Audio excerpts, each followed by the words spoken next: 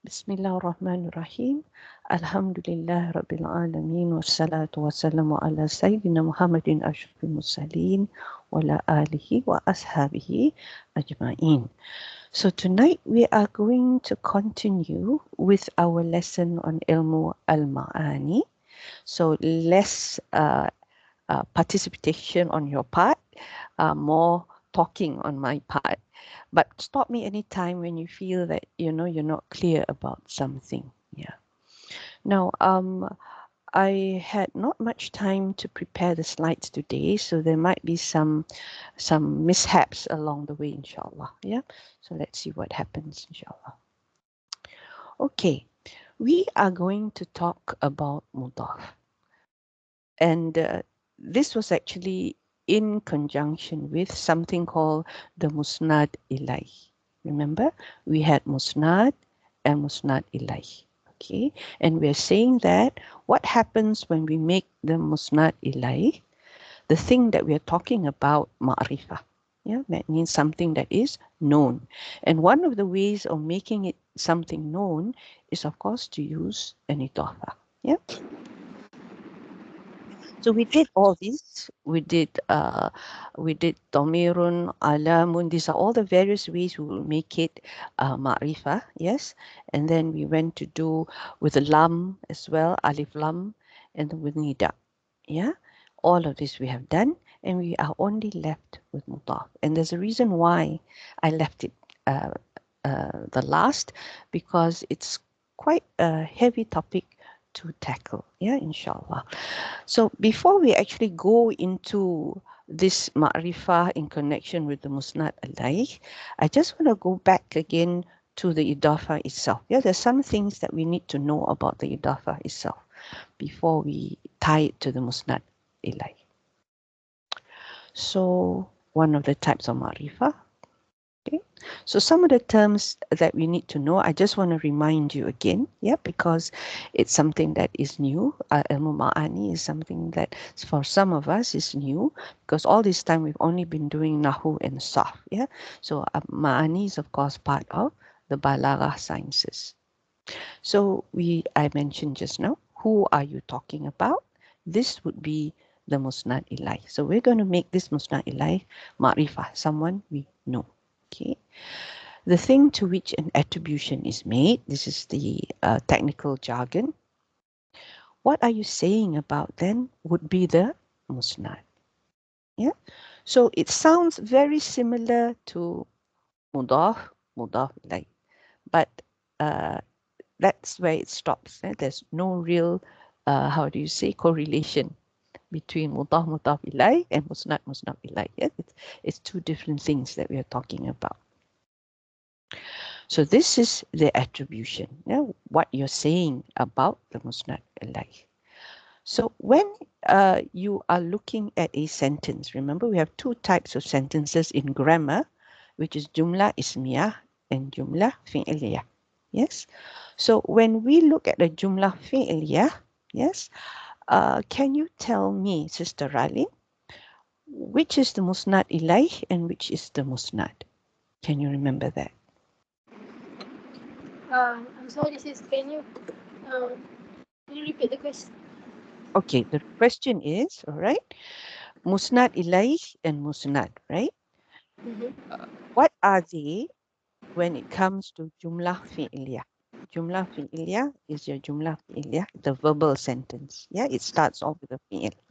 So when you look at the jumlah fi'liyah, you have your fa'il, you have the verb itself, the fi'il, and you have things like maf'ul bihi, yes, maf'ul, all the different types of maf'uls that you can have. So which is the musnad ilayh and which is the musnad? What are you talking about is the the fi'il. We're talking about the fa'il, the subject. Yes? Oh, So musnad ilayh in a jumla fi'liyah would be the doer. Yeah, and you're telling us what the doer is doing. Yeah, so that's the musnad, the fi'il itself. Yeah. So yeah, I needed you to be clear about this because as we go on, you know, if we don't get clear about this, then it's going to be pretty hard going for you. Yeah. So this is terminology in terms of ma'ani. Yeah. So then we have something called the restriction. Okay, this is the restriction. So Sorry, yes, yes, that Sister. delay is fine, right? The musnad ilai would be the fa'il. If it's a Okay. jumla ismiyah, it will be the mubtada. Yeah. And the musnad in the jumla ismiyah would be the khabar, because that's what you're talking about, right? This man is something, something, something, right? So Failure would be maf'ul. in jumla fi'iliyah, it will be the fi'il, because that's the action that they're doing. Yes, Okay. the maf'ul would come under this one, the restriction, something we call al-qayyid. Yeah, that means, okay, what about the action that they do? They did the action to whom? Yeah, so we are now narrowing it down to just not just a general action, or maybe kicking. You know, you might say that he's kicking the ball, right? So now you're more specific. What did he kick? He kicked the ball. So this is the can you be more specific part, the qayyid. Yeah? So the hal and all that will all come under this. Yeah? So musnad ilayh, musnad, and qayyid. Okay. So it is like something, okay, to be more specific about something. Okay. Yeah. So I had a list of things that I tabulated in one of the lessons. Maybe I'll share it back in the group, yeah, just so that we can refresh ourselves, inshallah. Remind me if I don't do it. Yeah, I might forget. So this is the terms, the general thing that we're looking at, sentences wise, from the sentence point of view. Okay, so now we go to the actual idafa.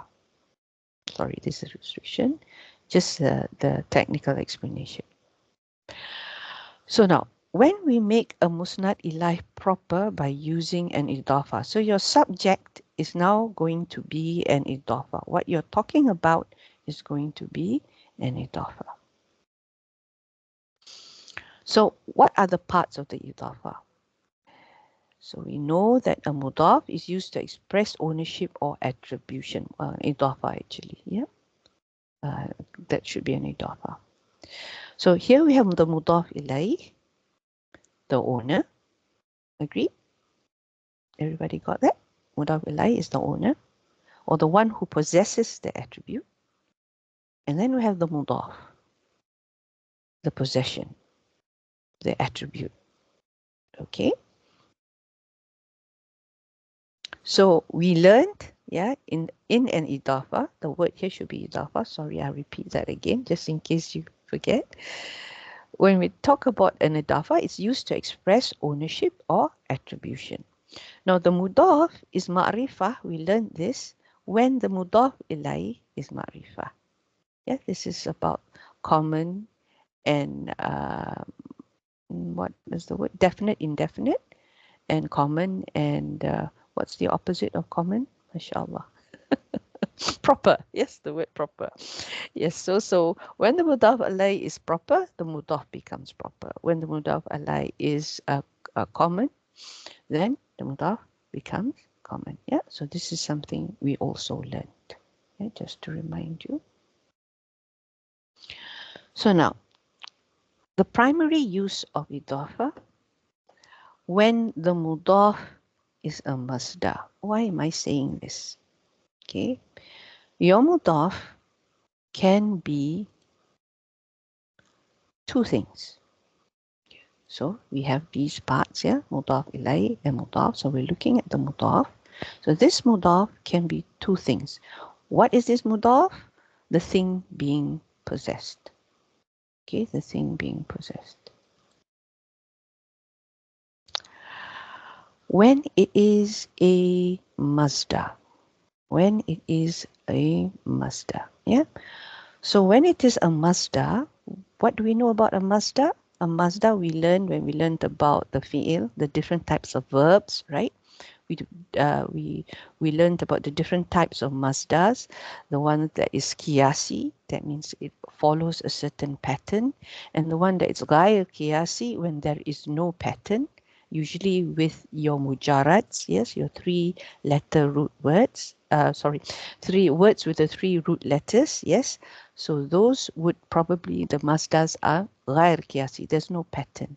But for the ones that have that are with additional letters over and above the root letters, yes, things like fa'ala or fa'ala, yeah, or in, you know, these are the ones that are extra letters to the over and above the main 3 root letters, yeah. So the masdar we are talking about here is what we usually call as the idea. So maybe the action of eating, yes, the masdar would be the word eating, meaning not the action itself, but the idea of eating, for example. Yeah. So if we are talking about learning, the action is learning, but the idea behind learning is maybe education. Yes, that's the idea behind education. Yeah, education is the masdar for that action. So that's the English way of doing it. Yeah, but for Arabic, we have patterns like ta'aliman, that's one. Yes, that's one pattern that we know. Yeah, and the other forms of masdars. So now, when we have the mudaf as a masdar, yeah, it can be 3 things. It can be 3 things. Yeah. An idea representing an action without having a doer and without having a detail. Okay, an idea representing an action without a fa'il or a maf'ul. It's just an idea. Education, not the teacher, not the student. Yeah. So then we have an action where the mudaf ilayh behaves like a fa'il. Oh, how's this?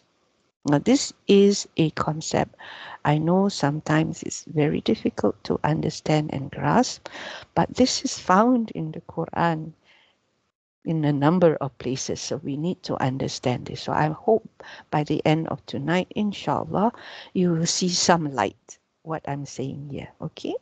So that is also the case where the action, the mudaf ilay, behaves like a maf'ul bihi, okay? Okay, let's do this one at a time. The mudaf as a masdar. First example. This is a masdar, okay? This is a masdar. Ihtiram is a masdar. Would you like to try and see whether you know what the fi'il madin is for ihtiram? Would you know this? You want to try? Nope. Okay. The word for this, yes, is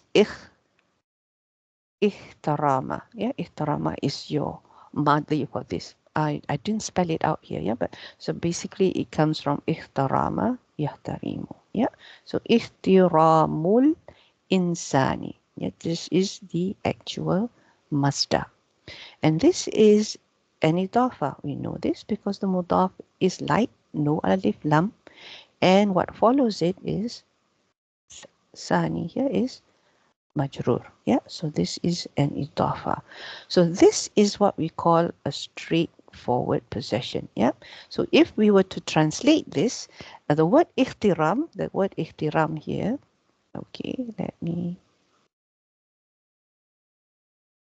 the meaning of ihtiram is dignity. Okay, so it can be respect or honor. That's another way of translating it. Yeah, and if you were to use it as a fi'il, not the masdar, the actual madin here, for example, ihtarama, arajulu is the one, the man, yeah, and imra'atan is the maf'ul bihi in this jumla ismiyah. Yeah, sorry, in jumla fi'liyah. So the man respected what? Respected a woman. Yeah, ihtarama ar-rajulu imra'atan. Ar-rijalu. So we know that this was being done by a man and given to a woman. Yeah, so he's doing the action of respecting that woman. But here, remember, this is just a straightforward idafa. So there's no sentence here. It's just a idafa phrase. So this is what we call straight possession. The respect or honor of a man. Yeah, respect or honor of a man. Just like, how would we say if it is my book, for example, book of mine. Yeah, book of mine, something like that. Yeah, so this is the first case when we just treat it as an idafa. Then the second case, and sometimes we see this in the Quran, yeah, ihtiramul insani walidahu. This has become mansub for some reason. Walida, walida. Because walidahu itself is also an idafa. So the masdar, ihtiramu, has turned into some kind of action. Yeah, and the mudaf ilay, although it's majrur in terms of grammar, in terms of balaghi, it's become like a doer. It's like rafa, even though it's majrur. Yeah. So in terms of grammar, this is idafa, mudaf ilay, but in terms of ma'ani, in terms of balaghi, this is like a doer. So now the translation is going to be different. It's no longer going to be the honor of a man, of the man. Yeah, this now becomes something like this. This is what we call an active sentence, jumlah fi'iliyah, and it is active. The man respecting his father. Yes, the man respecting his father. This is how we would say it. The man is respecting whom? His father. Yes, this is walida, father. Yeah? And this is an active sentence. Why? There is a maf'ul bihi. Yeah? Jumla fi'liyah, when you have a maf'ul bihi, it is automatically an active sentence. Then we have this other case which I mentioned.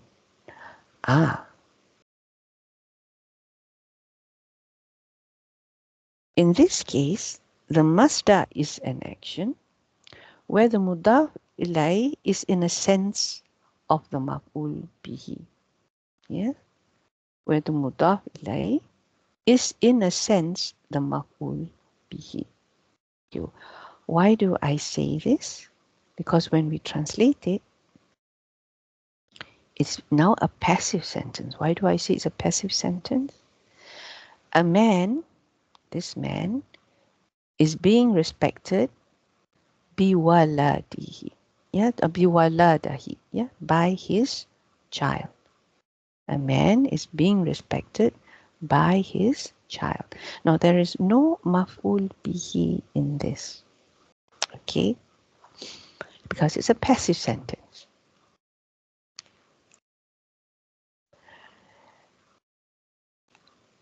Do you understand that? Yes. Okay, good. Alhamdulillah. So a man being respected by his child. Yeah. So there is in a sense a maf'ul bihi, but your maf'ul bihi is now what we call the done to or the naibul fa'il. This is what happens in passive sentences. That's why we say a passive sentence has no maf'ul bihi, because in the active sentence, that maf'ul bihi has now become the naibul fa'il. Yeah, the one that the action is being done to. Yeah, so a man being respected by his child. So who is being respected? The man. Yeah, but this is passive. So we don't, I put that in a sense of the maf'ul bihi, but it's not a maf'ul bihi. Yeah, it is actually the thing that is being respected, the naibul fa'il. I know this is a bit difficult, but it's there. Inshallah. Just think about it a little while. Okay. So now let's take an easier example. Inshallah, this is an easier example to see. Yeah. So we have rahmatullahi. Yeah, rahmatullahi. So again, no alif lam like followed by jar. This is an idafa. So this is easy. It's a phrase, the mercy of Allah. Okay. So then what if we try and make it into a fi'il? Rahmatullahi khalqahu. Here again, we have this nasab thing, which is the maf'ul. Yeah. And we translate it as Allah being merciful to whom? To his creation. Khalqahu. Yeah. Allah being merciful to his creation. Okay. But the third case of passive, yeah, we can't really use it here because then it would mean what happens? Someone is being merciful to Allah, which is not is a no-go thing. Yeah, there's no such thing as someone being merciful to Allah. Allah does not need anyone's mercy. Yeah, so the third situation for this case is invalid. Yeah, invalid. So rahmat cannot make a maf'ul bihi of lafzul jalallah, the word Allah. So this third scenario is not valid for this case. Only the first two. Yeah, only the first two. So now this is important to understand and appreciate. And this is how you see in the Quran sometimes it is an idafa. I don't see any fi'il. Why is this mansub? Why is it being translated like there is an action? Yeah. So this is what these 3 slides are here to explain. Yeah. Why sometimes you have a masdar, but an action is being done. Yeah. Okay. So now we have another case of this mudaf that we need to tackle. And that's when the mudaf is an isim fa'il. Yeah. So this is 3 examples when it is isim fa'il. This mu'allim, this one this one is mu'allimun. Mu'allimun would be, is this family 3? Is it the isim fa'il of family 3? Yeah. Then this is qatilu, who? His killer. Yeah. So this one is fa'il. This is just your mujarrad, and nasiruhu is also a mujarrad. Yeah? So your isim fa'il is the form of fa'il. Yeah, fa'il. This is the one that is from the mazid fi, yes, with extra letter alif, I think. Yeah. Please correct me if I'm wrong. I'm really, really not so good with Sarf, so you need to address me if I'm gone wrong somewhere. Okay. So now, when the mudaf is isim fa'il, it can behave like a fi'il, just like your masdar, or you can also take it as a straightforward mudaf. Yeah, just a straightforward mudaf. So let's see the difference here. So let's take one isim fa'il, qatilun, yeah. So here is when you want to treat it as an action, qatilun. So this is how you would write it. Huwa qatilun rajulan. We have a mansub thing here. So here we would say, he is about to kill a man. So we're taking it as an action, yeah? So he is about to kill a man. Notice how I translated that. Then we have isim fa'il as a mudaf. Okay, here, huwa qatilu, again, no alif lam light followed by ja. So this is the idafa. Huwa qatilu rajulin. And how do I translate this? He is a killer of a man. Okay, he is a killer of a man. Okay, why did I translate it this way? We have to make a very important distinction. When the isim fa'il is used as a fi'il, as an action, just like the masdar was used as a fi'il just now, and the isim fa'il is used as a mudaf, just like when we use the masdar as a mudaf. Yeah. The distinction here is in whether the action has been done and whether the action is still being hasn't been done yet. It's about to be done. Okay, so this is an important rule we need to remember. When the isim fa'il is used as a mudaf, when it is used as an action, yeah, then it is an action that is about to happen. When it is used as a mudaf, the action has already happened. Yeah, because qatilun, by definition, is the one who killed. Yes, so that means he's done it. That's why we call him qatilun. Yeah, so this is why we need to understand this, and we see this in the Quran. Yes, where do we see this in the Quran? Okay, now let's look at these two ayah. Here, right? Inni khaliqun basharan. Inni khaliqun basharan. We see this as mansub. We know that khaliqun here, and of course there's tanween, right? So this khaliqun here is being used as a fi'il. Yeah, it's being used as a fi'il. So when we translate, we're going to translate an action that has not been done. And you will see this translation in your whatever apps that you're using.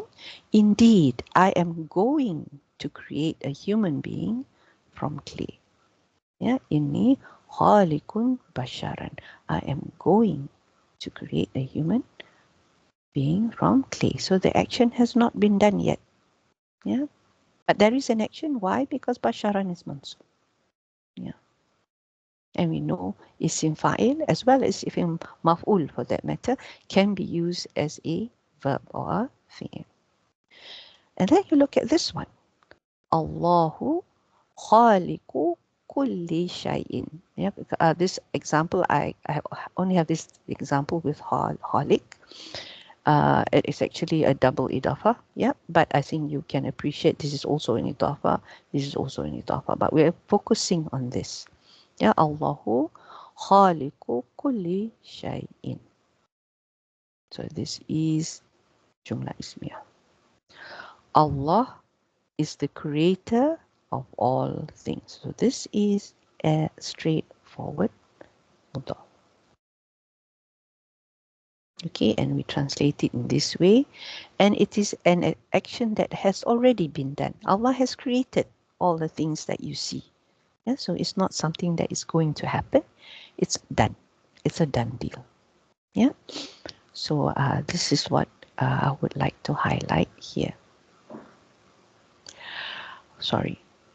Now, let's have a look at this one. Mulaqu rabbihim. So this one we know is also an idafa. Just a bit of sarf here because just to explain why there is no alif here. Yeah. When it's an idafa, we don't have an alif. Alif harikah. Yeah, we don't have that. But we know that the noon has been dropped. Yes, from mulaquna. So this one also means it is nakis because it ends with a ya. Yeah. So that's why we have mulaqin. Nakis words have a double kasrah for the isim fa'il. So if you're not familiar with this, you can look at hadun. So this is the same as haduna, hadina, hadina. Yeah. Okay. So in this case, this is a mudaf. And here it says, they are going to meet the Lord. Yeah, because we said that it is going to be a future thing. It's not.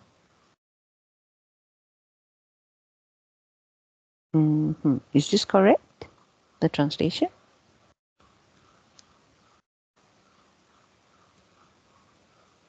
I'll go back again. Here, what did we say? When it is treated as a fi'il, it's an action that is going to happen. When it is an idafa, it is something that has already been done. Okay? Remember? Fi'il, going to happen, idafa, done. The action is done. So here, this is fi'il or idafa, right? So what did we say about idafa just now? Is an action that is done, right? Yes. Yeah, so it's the action that done. But the translation we see, they are those who are certain, convinced that they are going to meet their Lord and that they will return to Him. Okay, so this is a translation, but it's something that they are certain that this will happen. Okay, so in actual fact, they're so certain about it that it's like a done deal. This action has already taken place. Yeah, but the translation is unfortunately in this way, as if it's not yet happening. Yeah, well, it is not yet happening. But why we use an idafa here is to show that it is something that they know that it's going to happen. So it's almost like yeah, the action has already taken place. Yeah. We'll see the next one. Yeah. Let's see. I'll explain a little bit more. Okay. Hold on.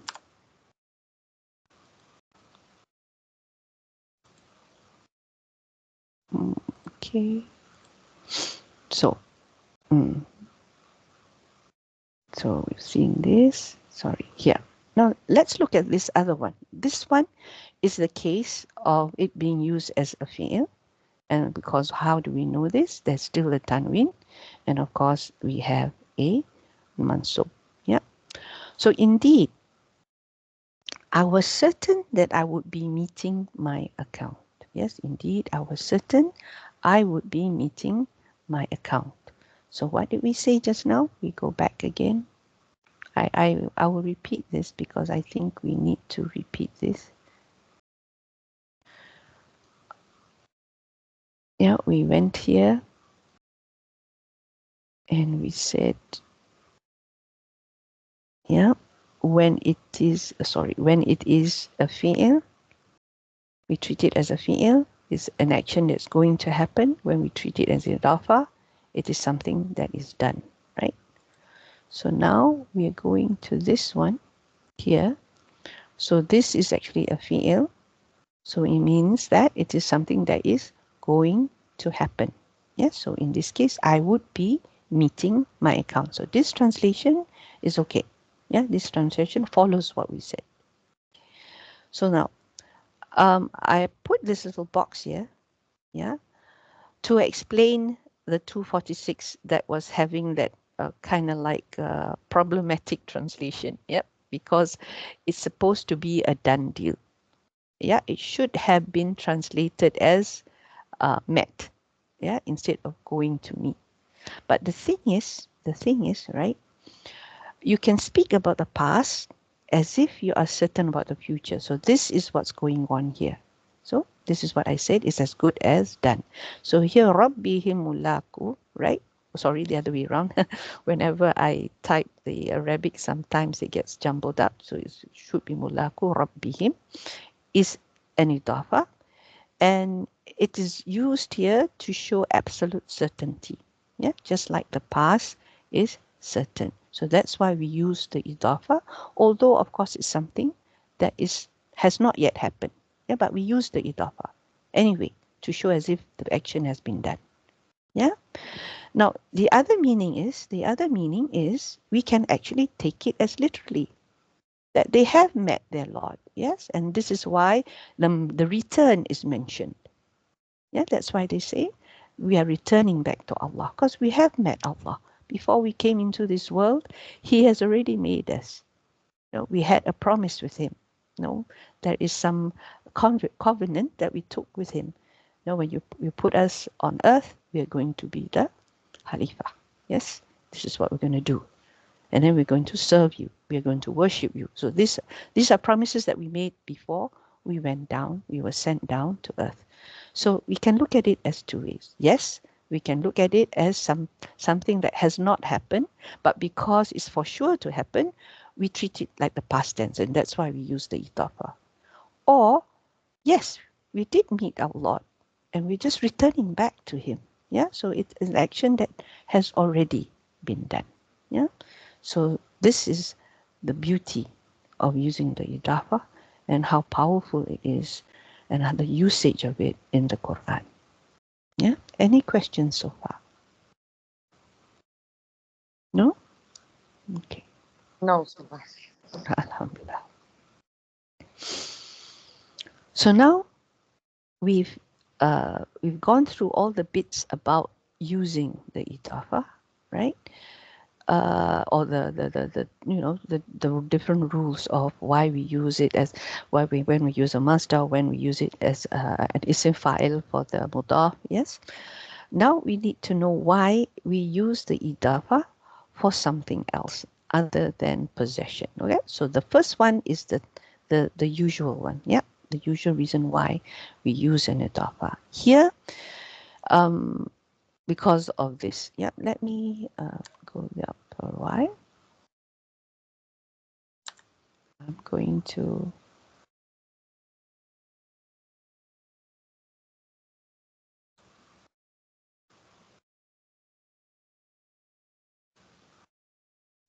okay. So to make possession easy to talk about, okay, because in Arabic, when we want to say something belongs to something or something is for someone, we would use the word, the letter lam. This lam is a lam that is tamlik. Yeah, it shows belongs to someone, possession, basically. We call it lam tamlik. Okay. So what do we mean by this? Haza kitab li. Haza kitabu li. Okay, so what's this mean? Translating literally, this is a book for me. Yeah, this is a book for me. Yeah, so haza kitabun li. Then we can have something like hazihi bintun li. Okay, so this is something like, this is a girl for me. Usually we take this as daughter, right? But this is a girl for me, right? So it's a bit, sometimes it's easier to use an idafa rather than li. The ya here is a mutaqallim. So we would say instead, haza kitabi. We know this. This is my book, straightforward. Haza binti. This is my daughter. Yeah. And why we use the idafa? Because it's simpler. If we didn't use the idafa, we had something as long as this. Yes. We could have just said, ja'a hulami. Yeah. So instead of the servant who belongs to me came, you just say, my servant came. So this is the core or the main fundamental reason of using an idafa. Yeah. Now, if you don't use it for possession, then we are talking about rhetorical use already. There's some hidden meaning to it. Yeah, secondary reasons. Okay, so let me see whether this slide is okay. Okay. To make sweeping statements. So what do we mean by this? Okay. It's a way not to give specific numbers and we just want to make sweeping statements. Okay, this is typical example. Ahlul Masra. This one should be together. We're talking about Egypt here. Yeah, so this one should be closer to this, and Kiram is here. Ahlul Misra Kiram. The people of Egypt are noble. Yes, why Misra? Because we don't have jar for the name of a country. Yes. So then here again, we are talking about the people of truth say this. Yes, al-haq, ahlu haq, they, all of them say this. Yes, so we don't want to do a, we don't want to say numbers. We just say all of them. Yeah, people of truth say this. This is like a term that we can use to say all. So you do not need to spell out who they are. You don't have to say it's Ali, it's Ahmad, and I know all of these are people of truth. You don't have to go on a long list, or you don't say like 1 million of you all are people of truth. No, we don't say that. I tell the truth. You just say people of truth. Yeah, so you don't need to have specific numbers. You just make a sweeping statement. So this is one. And then when we want to differentiate one group over the others, usually you want to make this group like they are more important or they are higher in some sort of virtue or some sort of attribute. Yeah, so we use the idafa. So here, describing the supremacy or opposite. We'll see the opposite later. So fuqaha'us sahaba. Yeah, the people of deepest understanding among the Sahaba. Yes, people of deepest understanding among the Sahaba. Fuqaha. Yes, fuqaha. Right. Here, Umra'ul Qawmi, the leaders of the people. This is the plural for Amir. Yeah. And Ulama'u, this is also the plural for Alim, the scholars of the Ummah, of the people. Yeah, so this is, you know, we're talking about people, yeah, but this is a particular group of, in that group of people, in the group of people, there's this particular group, the scholars, for example, the leaders, the ones who understand, yeah. So this is highlighting them, making them above the general public, yeah, basically. There's, of course, the other way, because if we put here opposite here, yeah, we can also degrade them, yeah. So in this case, maybe you want to say fusaqul ummah, the corrupt of the ummah. They do fasik, yeah. The munafiku ummah, yeah, the hypocrites of the ummah. And this one is a broken plural, so you don't see the una with the nun dropped. Yeah, in this case, it's the normal plural, munafiquna. Yeah, but because it's idafa, we made it light. Ashabil fil. Yeah, this is something from the Quran, the people of the elephant. Yeah. Okay. Now, here's another reason why we would use an idafa. When we want to make a big deal of the mudaf. So here, making the mudaf important by associating it with the mudaf ilay. So who's the owner of the book? Allah. Who's the owner of the messengers? Allah. He is the one who sent them. Yeah. So we made the book, we made the messengers important, or the messenger important by associating them with Allah, with the word Allah. Yeah. So in this case, ta'zim lil mudaf, making a big deal or making the mudaf great.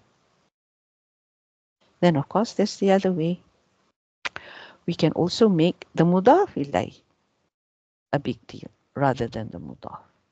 So, this is a tricky bit. Talmizi, this is your idafa. This is the sentence. The prince is my student. Yeah. So the focus is, of course, your student who happens to be a prince. Yes. So the student of mine made me important. Yeah. The prince made me important. Like here, you want to say Harvard is my university. So you want to highlight that, wow, you came from a great university, right? So we say Jama'ati, which is my university, the University of Mines. Yes. So, but the University of Mines is Harvard. Yeah. So that makes me important. Yeah. So that makes me smart, really. So here we are focusing on making the mudaf ilay great. Then here, of course, it's the opposite of 4 and 5. I don't have any Arabic examples here, but just to explain to you the essence. Yeah. So here we want to humiliate the mudaf, the one being owned.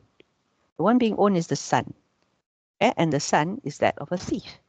The son may not be a thief himself, yeah, but because he's the son of the thief, we are implying that he's low. Okay, he's low. He's just the son of a thief. Yeah, something like that. Or some people might even say the son of the beggar. Yeah, things like that, which is not really nice. Yeah. So now here, your house, mudaf ilay. So because the house is horrible, or the house is in a rundown part of the town, maybe in the slums, yeah. So the house now is belittling you. You are the owner. So because you own this house, you're not automatically poor, not somebody I want to associate with. Yeah, this is what this sentence means. This is your house. The thing being owned downgrades you. Like this car, maybe the car is an old car. It has only one lampu, one light that's working, so it's blind in one light, or the tires are not even there and it's wobbling away. So this car is yours. Yeah. So what is being possessed is humiliating the possessor. Yeah. So this is the opposite of what we saw for number 4 and number 5. Then there's another one. The example was quite long, the one that was discussed during my class. Yes, but basically you can use the idafa to summarize something. Remember when we used the one just now, when we said about people? Where was it? Was this the one? Yes. Oh, this one is the bad one. Let's take the positive one. Yeah. So when we want to say, we don't want to be specific about the number in this case. Yes, we want to talk about the people who are a specific group of people in that group of people. What am I saying? A specific group of people from the people kind, okay, from the mankind. So we say like this, we say like this, we say like this. So it's like summarizing them into one group. The people who know, the people who lead, the people who learn, okay, who study, who are scholars. So here is something like that, yes, but it's not just people. It's anything that you want to make into one group. So you don't have to say so many things. Yeah, so that you don't have to say so many things. So this example was actually a piece of poetry, which I only took this part of it, yeah, because it's a long poetry. But the poem basically is about a man, yeah, who was imprisoned when he was caught stealing by the villagers. So he was put in a cage, and then as he was put in a cage, because he was caught stealing, right? So his people just left him behind. No point in being with father anymore. He's brought shame to the family, and everybody's leaving. So they left him, and he sees them all go. But of course, he doesn't say, look, my wife is leaving, my children are leaving, all my things are gone. Yeah, he doesn't say all that. He just lumps them into one, and he says, in this case, in this piece of poetry, he says that my desire is leaving, my love. Yeah, Hawa. This is an idafa, my desire, from the word Hawa. Yeah. So this is Hawaii. The ya is your mutakallim. So all of the things that's leaving, he puts it in an idafa, his possessions, basically. Yeah. So this is one way of using the idafa. Okay. So now, we summarize what we have done today. So the fundamental goal of using the mudaf ilayh is possession. Yeah, so the mudaf belongs to the mudaf ilayh. It's yours. This is the idea. Now, if it's being used as anything else other than direct possession or straight possession, then it is a figure of speech. There must be a meaning behind it that you want to convey. Yes, that meaning behind it that you want to convey. So let's look at a Quranic example, because this is what we are studying all of this for, to understand the Quran. So we have here, wow, it's a short sentence. Makrul layli wan nahar. Makru is scheming. Makara is to scheme. Yeah, we see this. Makarul layli wan nahar. We're talking about the night and the day. So what's behind this? Yeah, what's behind this? We're just saying scheming of the night and the day. Yeah, so there is a deeper meaning to this, of course. It's not just the scheming of the night and the day. Now, why would we say this? Because remember, sometimes you can say a lot with just a few words. And that's what an idafa is there for. Yeah, to encapsulate things, to summarize things. Okay. Okay. Here. So the idafa, this is pretty wordy. I'm sorry about this, but I don't know how to make it short. Okay, if I made it short, when you look at the notes again, you might not remember. So that's why I'm making like more or less quite comprehensive notes on this. So the idafah suggests that there is a correlation being made as if the night and the day is being taken completely over by the scheming. Yeah, there's no other function left except for scheming. Yeah. So what do I mean by that? So it's as if time, yeah, time in the day, time in the night is running. No, it's just going on. There's relentless, right? They always say time waits for no, does not wait for any man, right? So this is the same thing. If you can see, first the night, then the day comes, then the next night comes. No, so it's like there is no stopping. So that as every second passes, there is like an escalation of scheming, as if time itself is against us. Yeah, as if time itself is against us. So this is what the first thing that we can get from this. Yeah. Another way of looking at it is, it's as if when you use an idafa, remember when you use an idafa, there is no mention of fi'il. There's no mention of fa'il or maf'ul. There's no mention of fa'il or maf'ul, the doer or the thing being done to. Yeah. So more like the action itself. The concentration is on the action itself. So as if there are so many people scheming during the night and there's so many scheming during the day, things that being schemed about, yes, the maf'uls, to the point that are too many doers, the subjects to mention. Yeah. So just the scheming itself is now being said. Yeah, it's now being said. Just the word makaru is being used. Yeah. So this is another reason why. Yeah. Okay. So I will end here. Do you have any questions? Someone came in late. Is there any questions you'd like to ask? No? Assalamualaikum, sister. Waalaikum salam warahmatullahi wabarakatuh. Yes, Sister Vinita.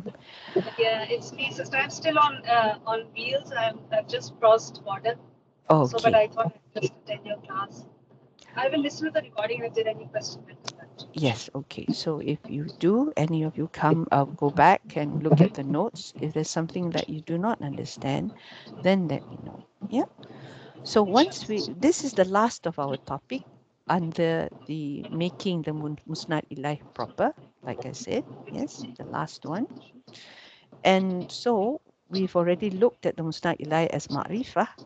Of course, the next course of action would be the Musnad Ilaih when it is Nakirah. So that will be the closing. Then the next session that we'll have, we will discuss about the Nakirah, and then we will go on to Ayah 67 of Surah Yasin. Yeah. So that will conclude this making the Musnad Ilaih Ma'rifah, and then we'll also look at the reasons why we would make it Nakirah. Yeah, we would make it Nakirah, which is pretty interesting. Believe me. Okay, inshallah. All right then. Subhanallah wa bihamdik. Nash'adu an la ilaha illa anta nastaghfiruka wa atubu ilaik. Assalamu alaikum wa rahmatullahi wa barakatuh. وعليكم السلام ورحمة الله وبركاته. Okay, take care, ladies. Barakallahu feekum.